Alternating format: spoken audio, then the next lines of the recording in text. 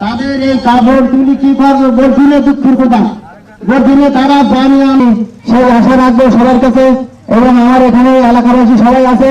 আমি এগুলো আমার বক্তব্য শেষ করছি। এই জলবদ্ধ বহুত দিন ধরে 3 বছর জগৎ ফসল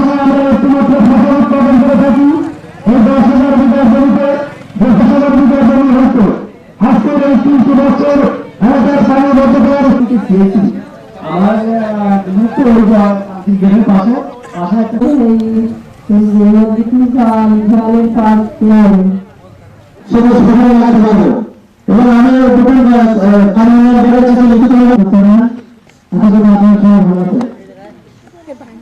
আমরা স্কুলের বক্তব্য শেষ করলাম।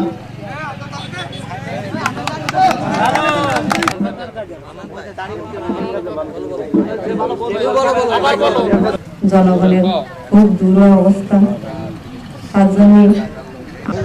তার জন্য আমরা আবেদন করছি পানিবন্দি আমাদের ইউনিয়নটা খুব সমস্যা, রাস্তাঘাটেরও খুব প্রধান দাবি যারা আমরা আজকের এখানে মানববন্ধনে উপস্থিত হয়েছি